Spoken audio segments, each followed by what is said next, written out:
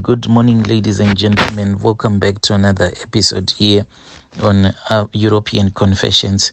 The following story that you're going to be listening to, it is a translation of a message that I received. It was sent to me by one of our dear brothers.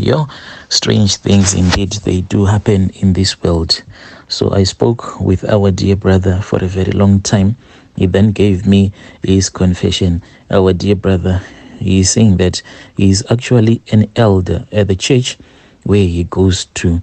And he was saying that if you go to church, do not like to get involved into arguments with people that you do not know where they are coming from. Those people that you just met at church, you do not know their backgrounds. Because he said that the mistake that a lot of people do is that when they are in church, they automatically think that everyone is just holy, everyone is just innocent. Yet on his own side, he has two topologies of his. He has an altar that he has at his house. The message that he sent to me reads like this: "Hello, Brother Nanshi, how are you? Can you please post my own story as hidden identity? My brother, when my story started, it was during those years when things were really bad here in our country. But let me tell you something about our country. Whenever the economy goes down, know that there are people that will be making a lot of money. And if you are someone that has that mind to make quick money, whenever the economy goes down, know that this is the time for you to be making money, like the way that I made my own money. When we reached that point in our country whereby there were no longer food in the shelves, when you go to the shops, when you would try to buy anything, then you will see that there will only be salt and tissues, only no food. I then thought of an idea. I then organized with my boys. So what we'll do is that we will go, then we will buy groceries in bulk in Musina, then we will come and then we will sell them at my shops. Because of my connections with some of the people that were very powerful during those days, I was able to keep these groceries in my shops. So people knew that when you would come to my shop, there will always be food. I was making a lot of money. The more that I made this money, the more that I was in pain. I kept on thinking about the villagers that were staying in the village where I grew up in. I then thought of an idea and I said, it is not a good thing for one to forget where you come from. Let me go back to that village where I grew up in and let me start a grocery store so that instead of my people coming to the city so that they can buy these groceries, they can have access to this food that I was buying in South Africa at a cheaper price. So I went there, then I started to build my shop. But little did I know that this thing that I had done, it was like I had actually started a war, a spiritual war that was now between me and my elder brother's wife. She was a witch and some of my relatives, and I didn't know that some of my relatives, again, they were witches. And they planned, and indeed they attacked me. The way that they attacked me, my brother, I nearly lost my wife. She nearly divorced me. This was after she had ran away to the United Kingdom with our kids because of the things that was happening. And I want to caution other people out there. It is not a good thing for you to go around. Yes, your relatives might be struggling a lot, but you need to find another way to help them. This thing of whenever you go out, wherever you are, you will be giving out people cash. Because the moment someone has the money that you would have given to them physically, they can actually use that money against you to close all of your blessings, like what my elder brother's wife did to me. When I had started my grocery shop there at the village where I grew up at, I then loaded into one of my big trucks a lot of groceries. It was during those days when there was this soap that was called Ilangeni. We used to buy it there in South Africa in bulk. So I just made my workers to load everything in bulk, those boxes of green bar soaps called Ilangeni, then some cooking oil, and then I went to the village. One by one, I went around delivering all of these food parcels to all of my relatives because I didn't want my relatives to starve. I wanted them to survive through this economic crisis. So lastly, I then went to where my elder brother had built his house. That is where I wanted to rest for the night. Then I will return back to the capital city the following day. Later on, after I had been assisted by this other man who was from Malawi, he told me everything that had happened. He told me that at that time when I was at my elder brother's house, his wife, after I had given her some money so that she can also use it, she then took that money and she went into her bedroom. And when she went into her bedroom, what she did was that she took the money that I had given her, she folded the money, then she pushed it into her private parts. Throughout the night, as she was preparing food for me, she had that money that I had given her inside her private part. Then when she removed it, she was standing with some of her friends who were witches. They then took the money, and that is how I was now connected to her spiritually. I was now like her zombie. Anything that she wanted me to be anything that she wanted me to do, I'll end up doing it, because she was using my own money that I had given her physically so that she can get more money from me. I nearly got broke because of my elder brother's wife, and she actually suggested that I should sell my house. This was after my wife had ran away with the kids to the United Kingdom because of the way that I was treating my wife. Whenever my elder's brother's wife will ask for some money, even when I'll be at work, then I'll just take the money from the cashiers, those ladies that used to work in my shops. I'll just tell them to give me all the money, and I'll also take the money that I will be having in the savings.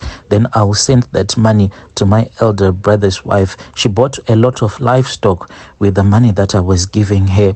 I only opened my eyes when my wife suggested that it was time for us to get a divorce, because she thought that I was actually making love to my elder brother's wife, because she said, how come you listen to her more than you listen to me? And by that time, my elder brother's wife was saying that it is far much better that you sell your house.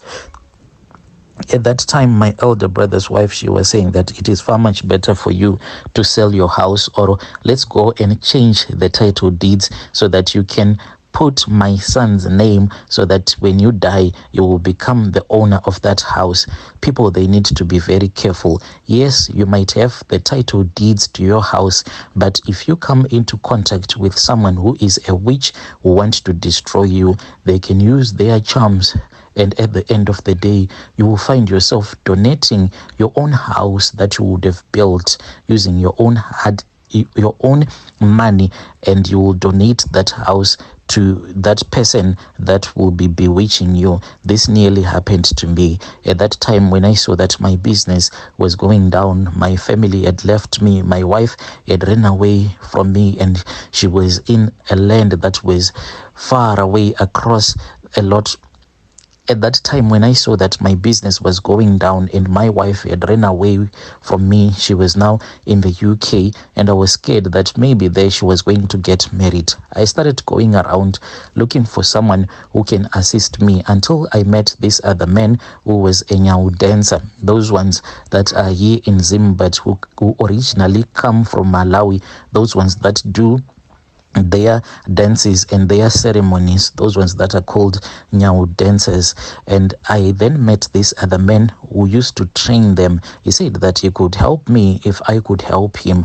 This man, he had been in Zim for a very long time. He said that ever since he had came to Zim, he had never returned back to his country. So this man, when I said, okay, we will go, he said, the problem is that the birth certificate that I have, they won't allow me to get an identity card. So without an ID, I can't get a passport. This is the reason as to why I am stuck here. But I so wish to return back to my country one day.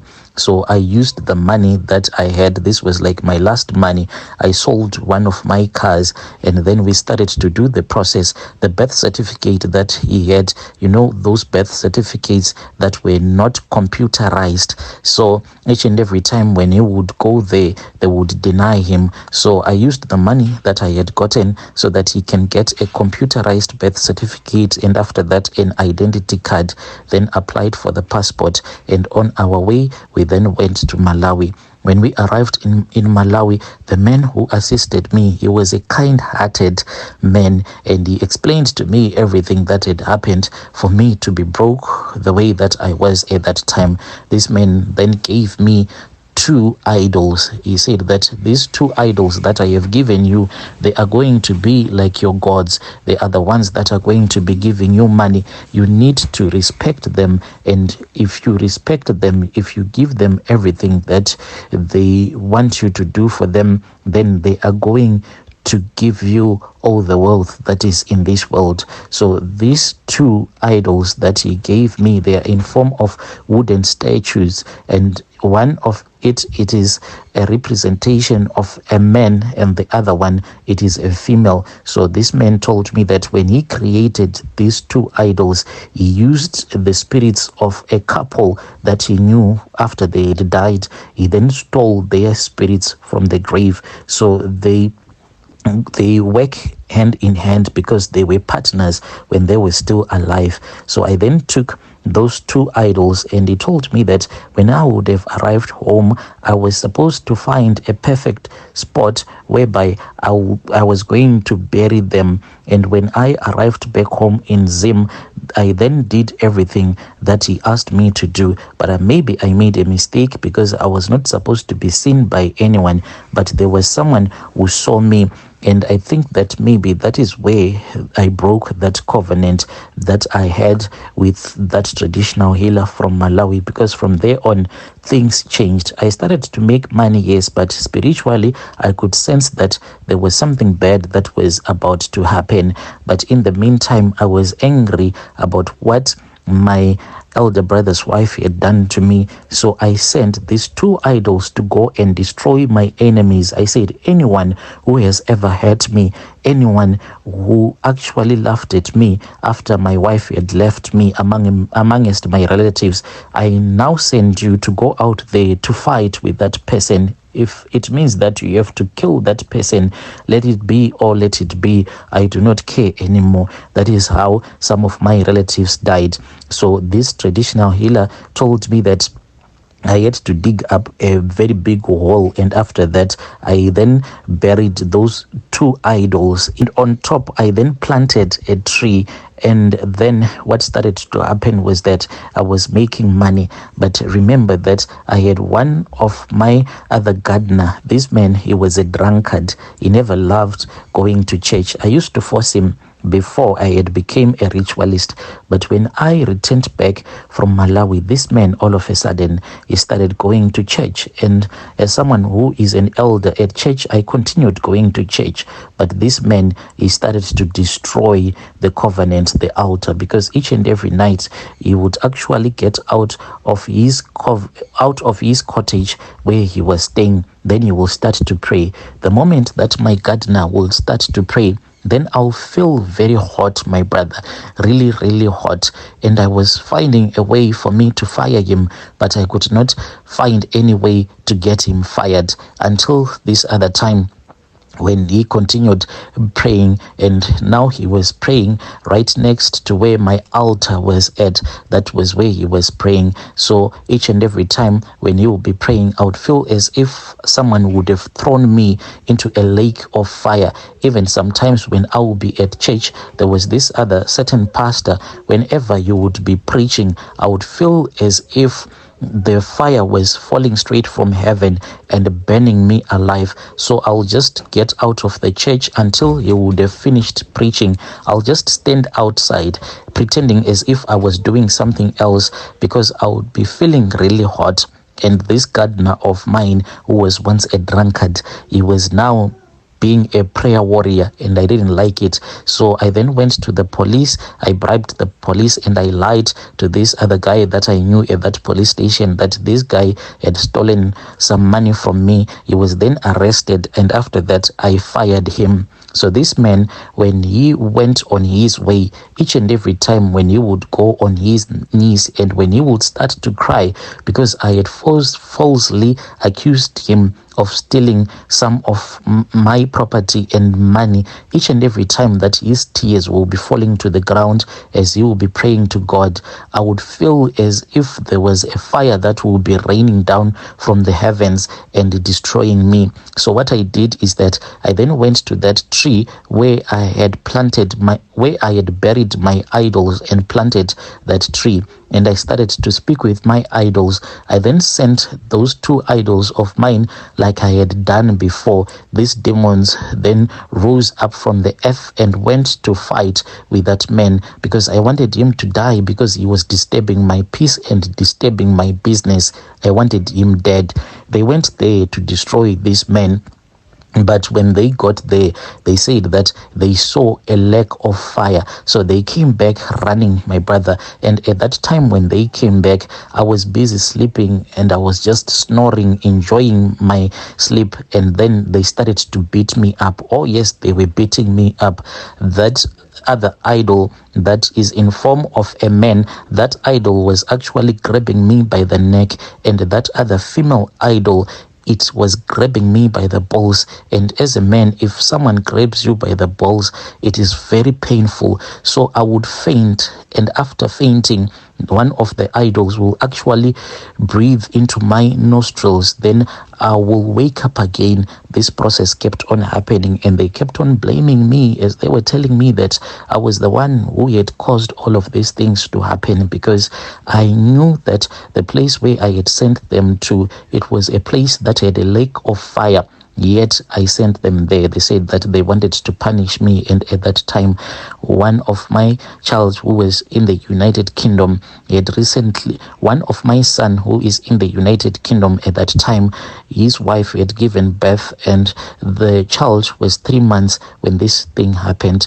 And I really felt terrible, because I lost my grandchild, and they had actually named him after me when he was 3 months old. That was when these two demons traveled and they went to the United Kingdom, where they ended up murdering this 3 months old baby. They collected the blood and filled it in this other container. This container, they were keeping it in my bedroom. Each and every night they would come to drink that blood, and they did this to torment me, to punish me, because of what they claimed that I had done. My brother, after that, the sacrifices continued, and that man, unfortunately, I then caught him off guard at this other time, because he kept on praying and no answer was coming to him. He started to doubt himself and he started to doubt God, and that was when I was able to sacrifice him as well. These are my rituals, Brother Nashi. Dear listeners, right there was a narration of a message that was sent to me by our dear brother. Strange things do happen in this world. So he's saying that when you are in church, do not think that everyone in church is as innocent as you are. Do not start unnecessary fights in church. Do not think that everyone is as innocent as you are. Strange things do happen in this world.